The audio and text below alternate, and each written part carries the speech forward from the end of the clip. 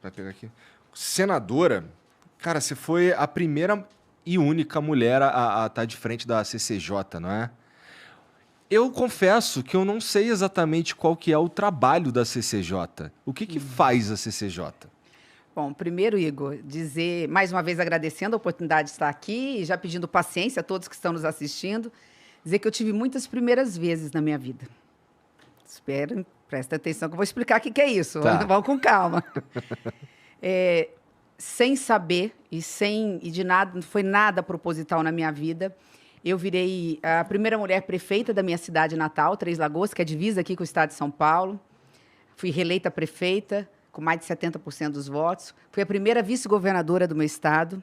Como senadora da República, fui a primeira mulher a presidir a Comissão de Combate à Violência contra a Mulher. Esse é um assunto delicado, que lá na frente, na conversa, acho que vale a pena a gente tocar. Vou anotar. Né? Porque, assim, muito triste a realidade do Brasil e as pessoas têm um número que depois eu vou dar, que vai assustar todo mundo, mas que é importante, né? Todos os nossos jovens que têm irmãs, que têm mães, né? Enfim, que têm avós, é importante. Depois, eu fui a primeira mulher a presidir a comissão mais importante do Congresso Nacional, que é a CCJ, que eu vou explicar o que é a Comissão de Constituição e Justiça.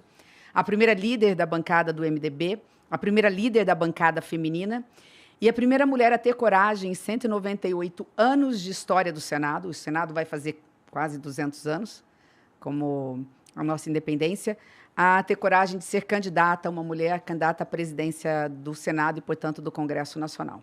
Mas vamos voltar à CCJ? Realmente tem um monte de primeira vez aí. Um monte de primeira vez, né? Essas primeiras vezes, elas foram surgindo na tua vida por influência, por exemplo, as pessoas... Era sempre uma vontade tua quebrar essas barreiras ou as coisas foram acontecendo?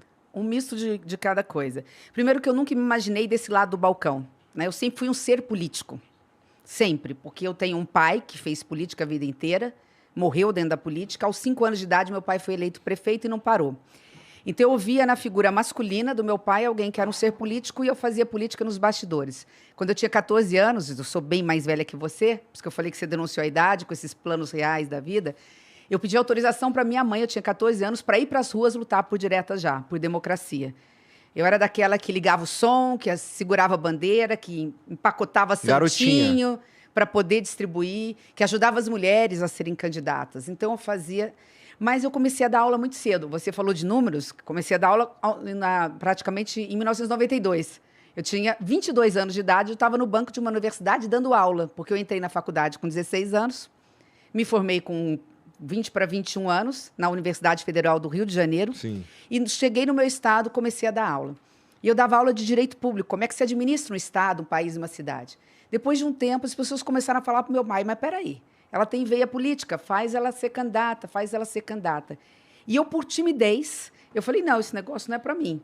Né? Eu faço política de outro jeito, né? Sempre fiz política de bastidores, estimulando a juventude, né? Explicando a importância da política na vida. Não está bom? Vocês não estão gostando dessa política? Então, vamos fazer a boa política, vamos colocar gente boa, vamos colocar os jovens.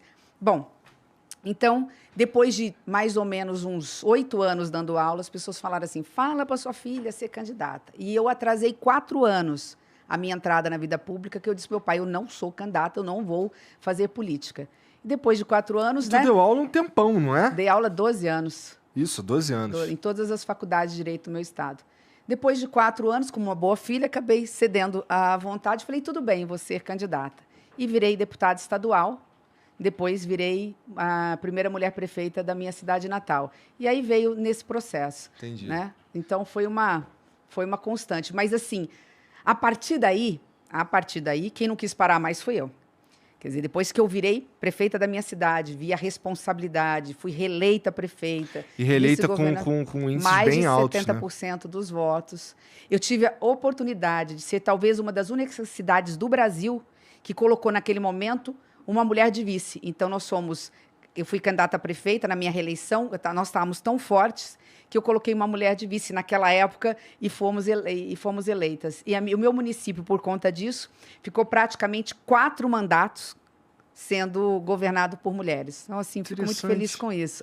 Interessante. Tem quantos habitantes tem lá? Agora deve estar algo em torno de 130, 135 mil habitantes. Tá. E nós levamos, na época, as maiores fábricas do mundo de celulose.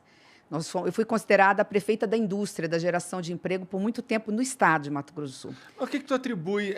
Essas primeiras vezes não, que você perguntou? Não, peraí. É que você, na segunda, na reeleição, tu é reeleita com 76%. Não é isso? 76%.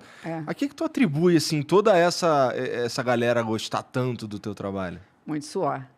É, muito suor. 24 horas por dia trabalhando. É que muito suor, Simone, quando você fala assim, muito suor, não traduz de forma prática. Vamos lá. O que é muito suor? É trabalhar 24 horas por dia, olhar no olho do cidadão, dizer não quando não dá conta, com verdade, dizer sim quando pode, fazer o impossível para resolver a vida das pessoas.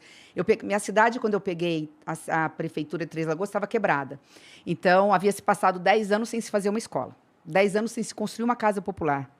Como era divisa com o estado de São Paulo, eu pegava meu carro, porque a prefeitura não tinha um carro bom, e eu vinha para o interior de São Paulo, Barueri, que todo mundo acho que conhece, né? E vinha atrás das fábricas. Eu falei, tudo bem, você tem a fábrica aqui, abre uma filial, abre uma portinha lá na minha cidade, minha cidade está precisando de emprego.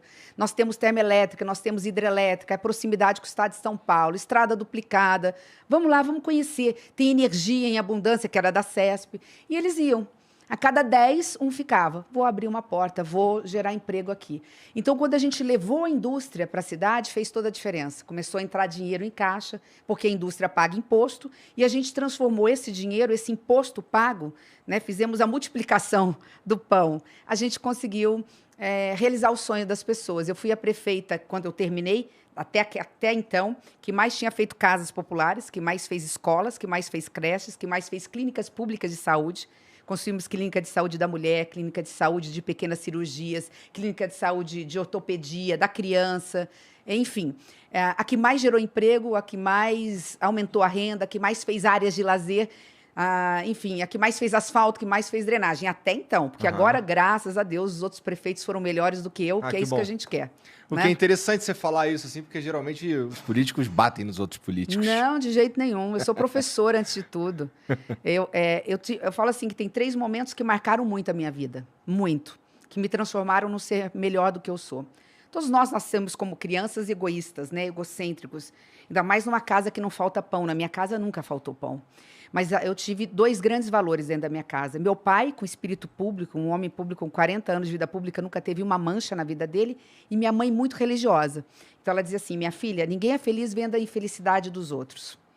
E meu pai dizendo, o dinheiro público, quem tem poder é para servir, não para ser servido. O dinheiro é do povo, você tem que colocar onde o povo precisa. Então, eu fui criada dessa forma.